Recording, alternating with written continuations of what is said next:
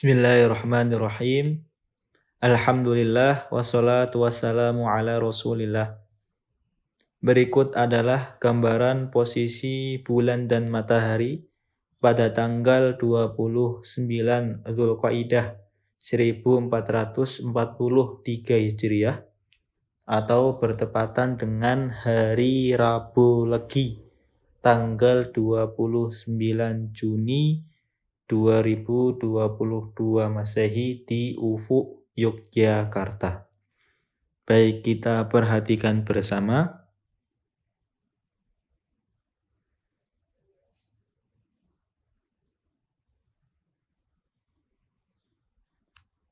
Baik, sekitar pukul 9:55 pagi hari waktu Indonesia Barat. Di sini dapat kita perhatikan bulan dan matahari mereka berdua sedang berijtima atau dalam bahasa sainsnya sedang berkonjungsi. Yang artinya apa? Yang artinya bulan dan matahari mereka sedang berada pada satu bujur langit yang sama, di mana ijtima merupakan salah satu syarat wajib untuk dapat memulai atau memasuki bulan baru. Karena apa? Karena ketika sudah terjadi ijtima, itu berarti umur bulan sudah genap 1 bulan. Dalam artian bulan sudah melakukan 1 kali putaran penuh mengelilingi bumi. Ya, ini sesuai dengan hadis Nabi yang mengatakan asyhru hakadza wa hakadza marratan tis'atan wa ishrin wa marratan salasin. Kata Nabi, umur bulan itu demikian dan demikian. Terkadang berumur 29 hari, terkadang 30 hari. Nah, ini satu syarat untuk dapat masuk bulan baru sudah terpenuhi, yaitu sudah terjadinya ijtima. Kemudian tinggal kita lihat nanti bagaimana posisi bulan ketika maghrib pada hari Rabu Legi tanggal 29 Juni 2022 Masehi atau 29 Dzulqa'dah 1443 Hijriah. Kita perhatikan lagi.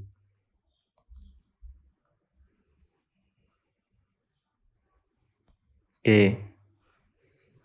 Ini penampakan bulan dan matahari menjelang maghrib pada Rabu sore ya. Rabu sore tanggal 29 Juni 2022 tadi.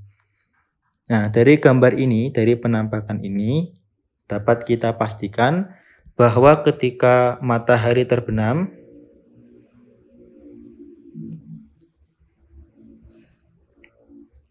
ketika matahari terbenam, dapat kita lihat ini bulan ini, ya, bulan masih belum terbenam. Dalam artian apa? Dalam artian bulan masih di atas ufuk. Yang mana berdasarkan perhitungan tinggi bulan di Yogyakarta pada saat itu adalah kurang lebih 1 derajat 58 menit 28,39 detik. Oke, dari sini syarat kedua sudah terpenuhi. Yang pertama tadi sudah terjadi ijtima. Yang kedua, bulan belum terbenam setelah terbenamnya matahari. Dalam artian matahari terbenam lebih dulu mendahului bulan. Atau dalam kata lain lagi, bulan masih di atas ufuk ketika matahari terbenam. Nah, ini bulan masih di atas ufuk. Ya. Tapi tadi dengan ketinggian yang hanya 1 derajat sekian menit tadi. Nah, kalau dengan tinggi bulan yang hanya 1 derajat sekian menit tersebut, menurut Muhammadiyah yang mana Muhammadiyah itu dalam menentukan awal bulan memakai kriteria hisab hakiki wujudul hilal. Maka kalau menurut Muhammadiyah dengan hisab hakiki wujudul hilalnya, malam itu dan besoknya itu sudah sah untuk masuk tanggal dan bulan baru. Yang artinya ganti bulan. Yang sebelumnya Dzulqa'dah berganti ke bulan selanjutnya, yaitu bulan Dzulhijjah 1443 Hijriyah. Jadi kalau menurut Muhammadiyah 1 Dzulhijjah 1443 Hijriyah itu jatuh bertepatan dengan hari Kamis Pahing tanggal 30 Juni 2022 Masehi. Loh, kenapa Muhammadiyah kok bisa sah untuk masuk bulan dan tanggal baru mulai malam itu dan besoknya, padahal tinggi bulan hanya 1 derajat sekian menit, yang mana kalau dengan ketinggian 1 derajat itu sangat-sangat sulit untuk dapat dilihat bulannya. Ya, meskipun masih di atas ufuk dengan ketinggian 1 derajat, tapi kalau hanya segitu besarnya, kalau hanya 1 derajat itu sangat susah untuk diru'yah atau dilihat. Kenapa kok masih sah? Nah, ini perlu kita ketahui bersama.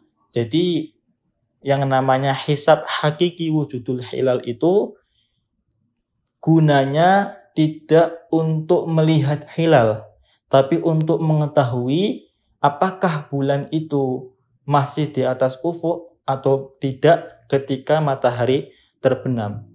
Ya, yang namanya hisab hakiki wujudul hilal itu untuk mengetahui itu, tapi tidak untuk bisa mengetahui ini hilalnya dapat dilihat atau tidak ketika matahari terbenam. Sampai di sini insya Allah bisa dipahami ya, insya Allah ya. Nah, tadi kita kembali lagi.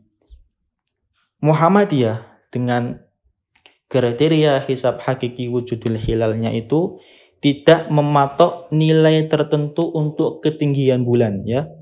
Intinya selama bulan masih di atas ufuk, mau berapapun tingginya, bahkan ya, ini bahkan sekalipun yang di atas ufuk itu hanya piringan atasnya saja, kan kita perhatikan bulan itu kan seperti piringannya. Ada piringan atas, ada piringan tengah atau pusatnya, dan ada piringan bawah. Ya, meskipun yang di atas ufuk itu hanya piringan atasnya saja, ya, tetapi piringan bawah dan pusatnya itu sudah tenggelam, itu menurut Muhammadiyah tetap dianggap di atas ufuk. Bulan itu tetap bulan itu tetap dianggap di atas ufuk sehingga sah untuk masuk bulan baru mulai malam itu dan besoknya. Nah, itu menurut Muhammadiyah. Kemudian bagaimana kalau menurut pemerintah Republik Indonesia atau dalam hal ini adalah Kementerian Agama Republik Indonesia?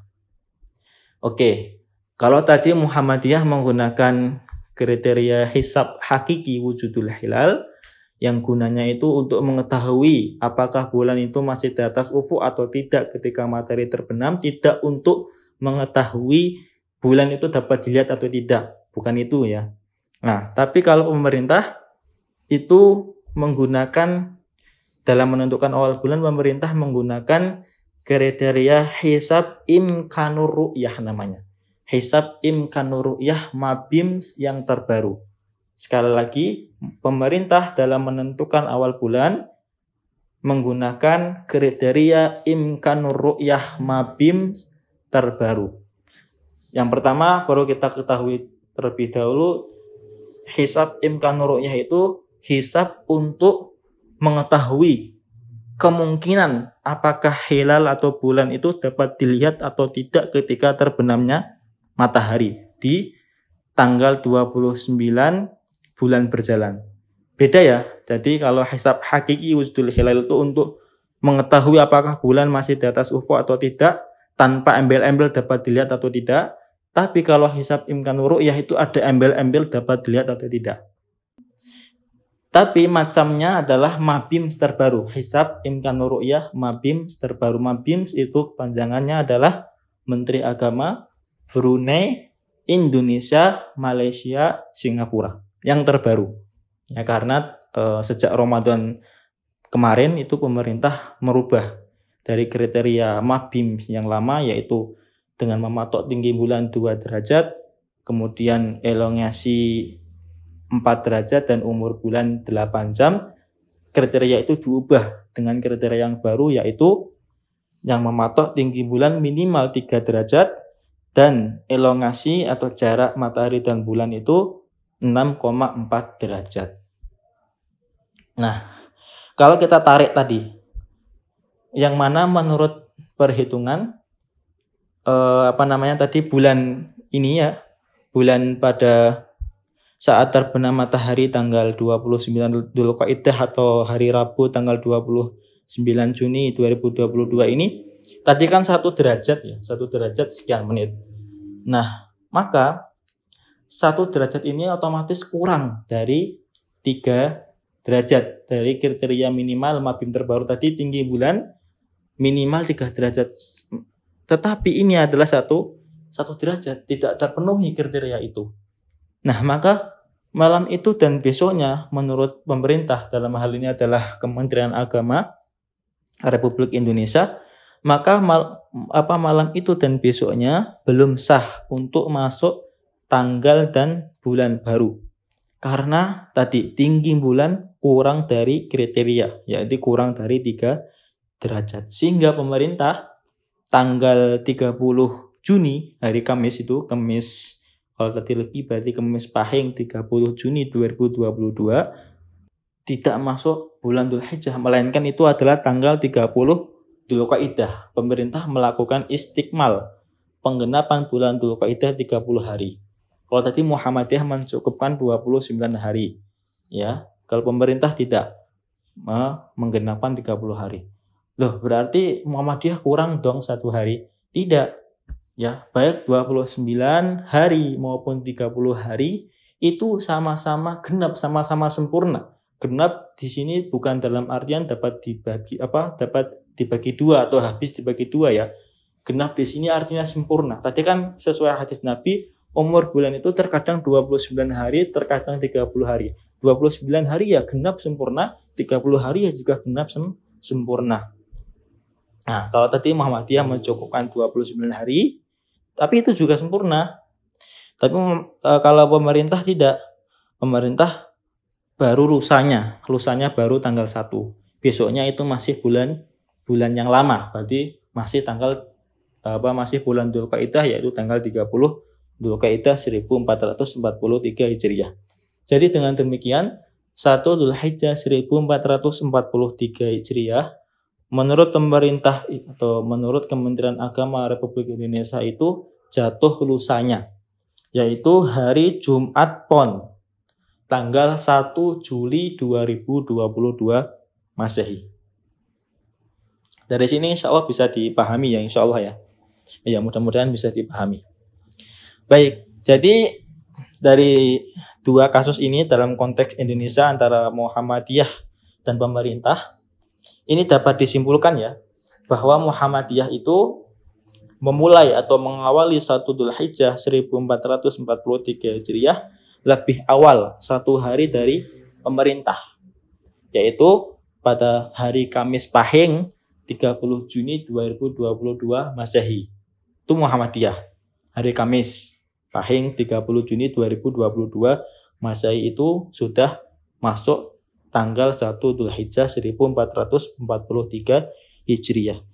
Tetapi pemerintah lebih lambat 1 hari dari Muhammadiyah, yaitu pada hari Jumat Pon tanggal 1 Juli 2022 Masehi. Nah, dengan demikian dapat kita pastikan ketika terjadi perbedaan dalam mengawali bulan Dzulhijjah, maka mau tidak mau, maka secara otomatis nanti akan terjadi perbedaan dalam pelaksanaan puasa Arafah dan juga hari raya Idul Adha. Ya, seperti kasus Ramadan kemarin ya. Tapi tadi kalau Ramadan itu kita awal berbeda tapi akhir bersama kan. Tapi kalau ini awal berbeda, otomatis nanti puasa Arafah dan Idul Adha-nya mau nggak mau juga akan berbeda. Nah, seperti itu ya. Kemungkinannya seperti itu. Kemungkinannya tadi kalau Muhammadiyah pasti. Muhammadiyah itu pasti tanggal 1 Dzulhijjah 1443 Hijriah itu jatuh hari Kamis Pahing tanggal 30 Juni 2022 Masehi. Tapi kalau pemerintah itu masih kemungkinan ya, karena kita nggak tahu. Pemerintah kan harus lihat dulu bulannya. Jadi kita belum bisa memastikan. Tapi kalau menurut kriteria itu pada tanggal 29 Dzulqa'dah itu belum memenuhi kriteria yang digunakan oleh pemerintah sehingga jatuh lusanya, yaitu Jumat Pon 1 Juli 2022 Masehi, baru masuk tanggal 1 Dzulhijjah 1443 Hijriah.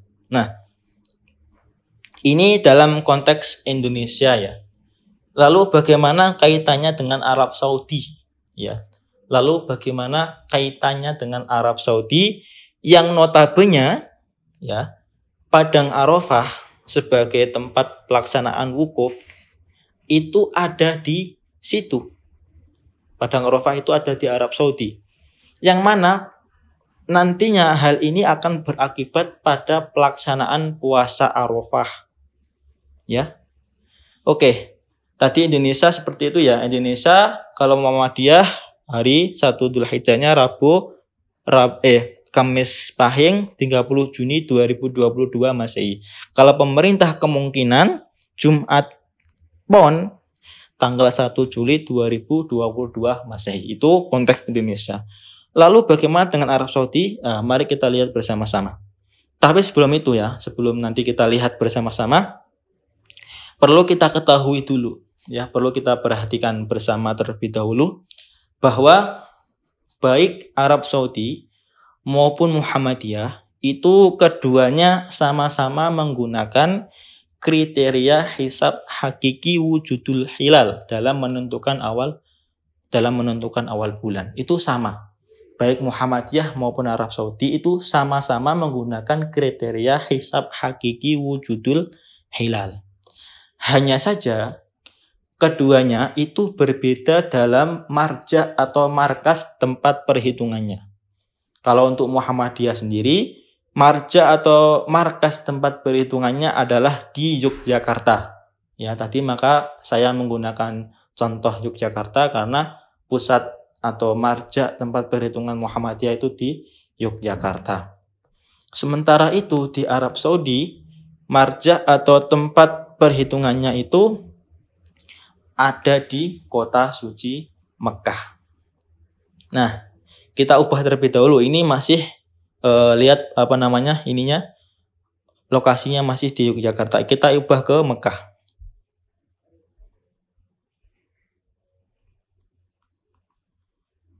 Oke, ini sudah Mekah ya. Oke, ini sudah Mekah.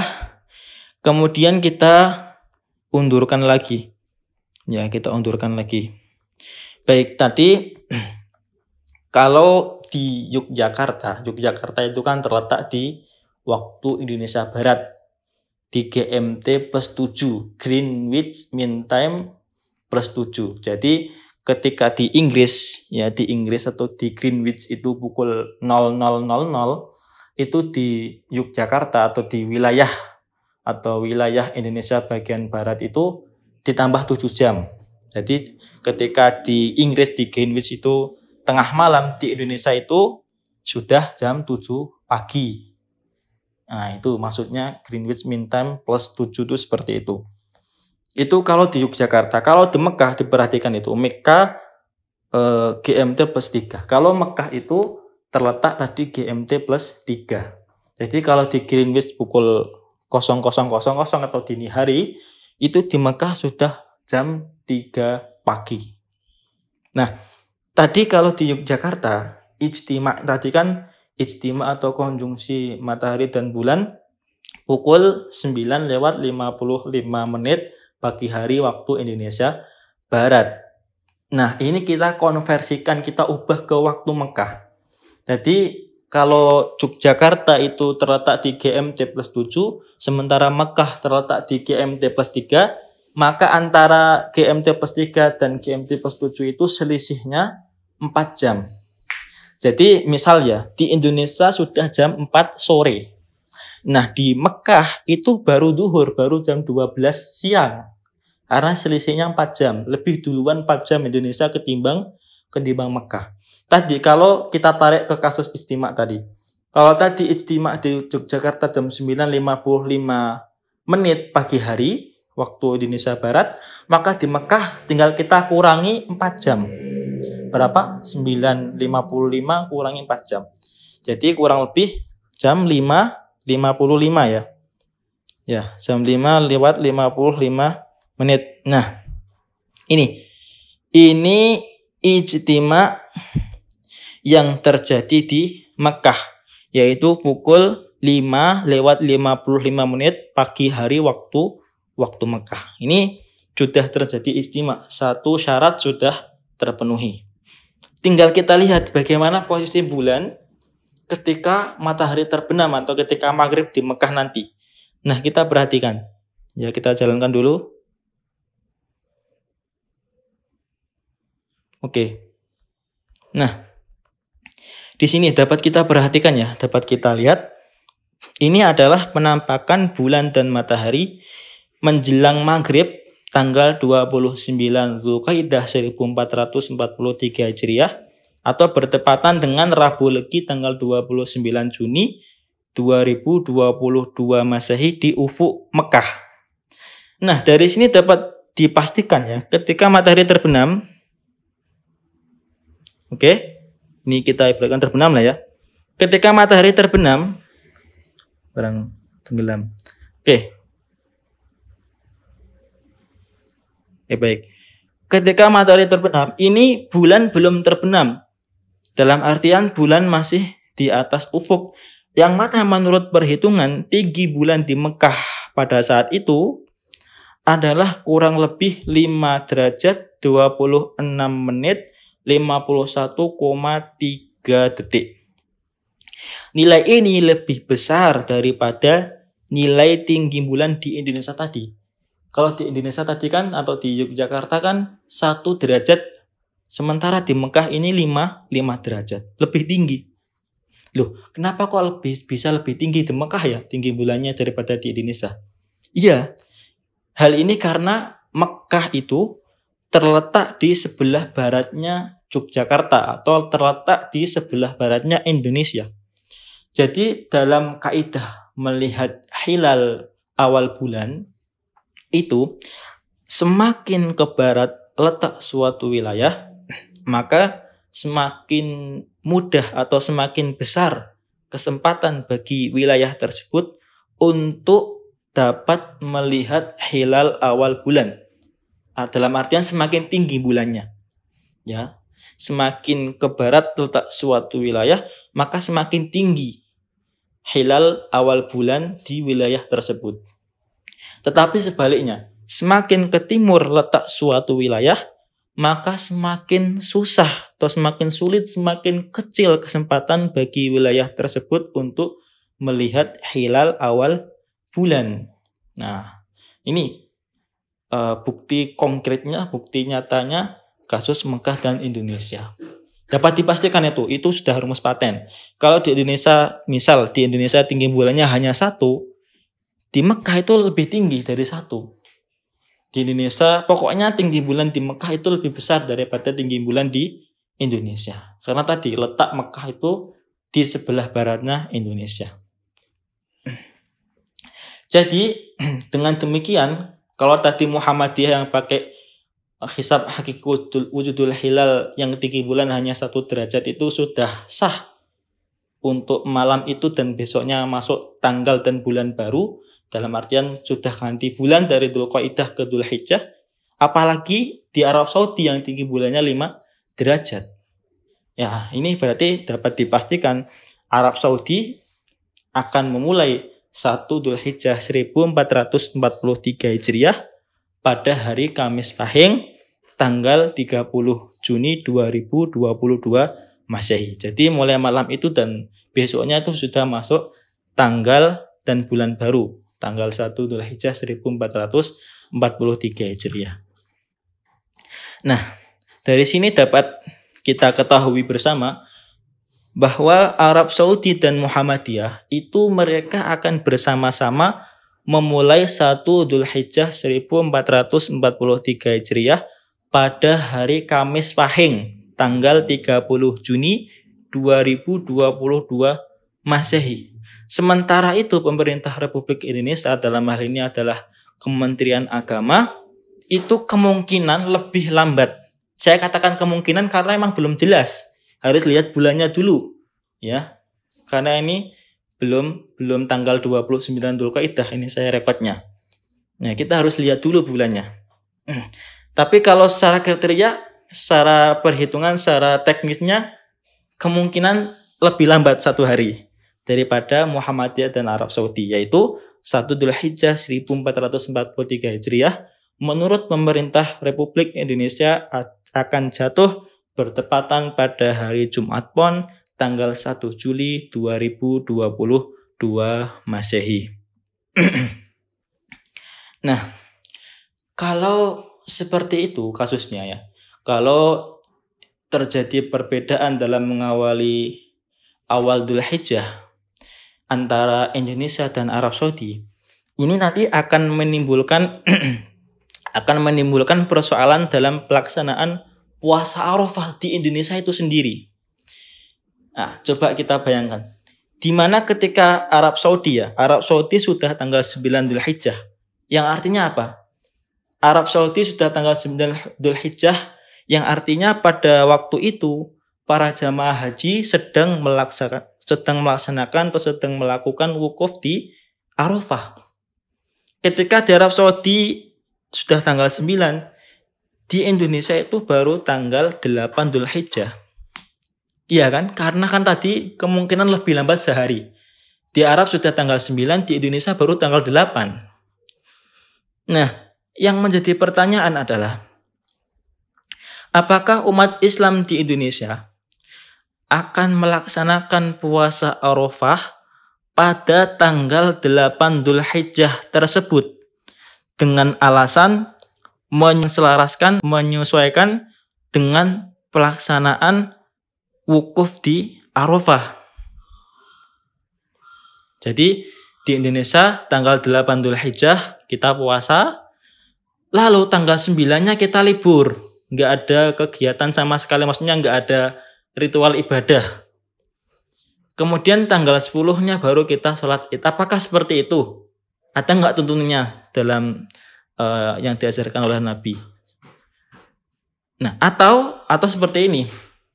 Atau umat Islam di Indonesia tetap puasa tanggal 9 Dzulhijjah menurut penanggalan yang berlaku di Indonesia. Meskipun di Arab Saudi pada saat Indonesia tanggal 9 Dzulhijjah, di Arab Saudi itu sudah tanggal 10 Dzulhijjah. Yang artinya pelaksanaan wukuf di Arafah sudah selesai dan umat Islam di Arab Saudi sedang merayakan hari raya Idul Adha. Jadi kita puasa Arafah tanggal 9 Dzulhijjah di Indonesia tanpa menselaraskan atau tanpa menyesuaikan dengan pelaksanaan wukuf di Arafah. Apakah seperti itu? Atau pemerintah mau ikut Muhammadiyah?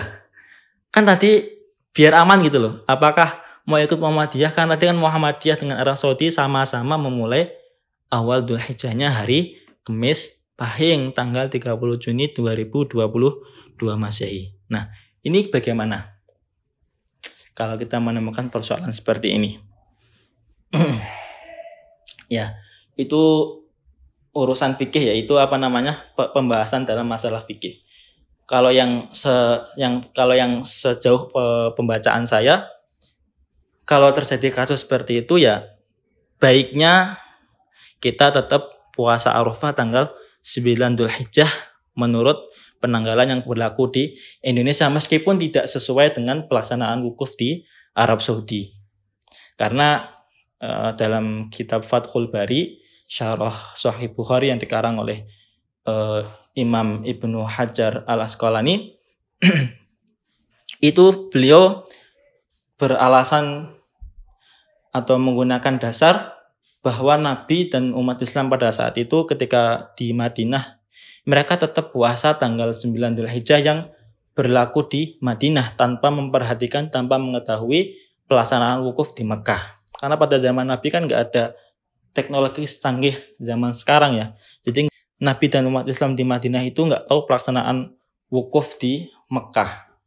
Ya, jadi ya mereka, Nabi dan umat Islam pada saat itu puasa 9 atau puasa Arafah pada tanggal 9 Dzulhijjah menurut penanggalan yang berlaku di Madinah. Itu yang mendekati. Kalau misalnya kita mau pilih puasa tanggal 8 Dzulhijjah di Indonesia dengan alasan menyelesaikan pelaksanaan wukuf di Arafah, ya boleh-boleh saja sih. Cuma kan nanti seakan-akan membuat ibadah baru gitu. Masa tanggal 8 Dzulhijjah kita puasa, tanggal 9 kita libur, baru tanggal 10-nya kita hari raya Idul Adha. Nah, itu kan juga malah lucu gitu, malah aneh. Nah, tapi sesungguhnya ya, hakikatnya mau apapun hujah atau alasan yang digunakan, baik itu untuk mendukung pendapat puasa Arafah sesuai hari wukuf, maksudnya puasa Arafah tanggal 8 Dzulhijjah tadi, atau puasa Arafah pada tanggal 9 Dzulhijjah menurut penanggalan yang berlaku di tempat masing-masing, maka hakikatnya hujah atau alasan itu hanyalah bersifat sementara, atau bahkan dipandang tidak ada maknanya sama sekali. Karena apa? Karena inti persoalannya tidak terletak pada soal mana pendapat yang lebih kuat, ya. Apakah puasa Arafah sesuai hari wukuf atau puasa Arafah pada tanggal 9 Dzulhijjah menurut penanggalan yang berlaku di tempat masing-masing. Bukan itu inti persoalannya. Akan tetapi inti persoalannya terletak di tempat lain, yaitu masalah penyatuan kalender Islam atau masalah penyatuan penanggalan Hijriyah. Oleh karena itu, apabila penanggalan Islam tersebut sudah dapat disatukan dan seluruh kaum muslimin dengan rela hati, dengan lapang dada mau menerima kalender tunggal, kalender terpadu, kalender pemersatu umat Islam, kalender Islam global, maka masalah puasa Arafah akan hilang dengan sendirinya. Ya, maka masalah puasa Arafah akan hilang dengan sendirinya. Tidak hanya masalah puasa Arafah, tidak hanya masalah Idul Adha, tapi juga masalah puasa Ramadan dan juga Idul Fitri, dan juga masalah-masalah lain selain masalah ibadah, mungkin masalah sosial. Nah, maka dengan adanya kalender Islam global yang sudah diterima oleh seluruh kaum muslimin yang ada di dunia, dalam artian satu tanggal, satu hari untuk seluruh dunia, itu kalau sudah mau diterima oleh kaum muslimin, maka otomatis masalah-masalah ibadah seperti puasa Ramadan, Idul Fitri, puasa Arafah, Idul Adha itu nanti akan hilang dengan sendirinya. Inti masalahnya di situ. Kalau kita mau rela hati, mau lapang dada menerima kalender Islam global itu yang sudah dirancang ya pada pertemuan seluruh ahli falak kaum muslimin di seluruh dunia di Turki tahun 2016 yang lalu, kalau itu mau kita terapkan ya tanpa ada embel-embel untuk merendahkan satu golongan atau meninggikan satu golongan, kalau kita mau menerima itu, insya Allah masalah-masalah seperti itu akan hilang dengan sendirinya. Ya, seperti itulah ya gambarannya. Demikian, wallahu a'lam bishawab. Terima kasih.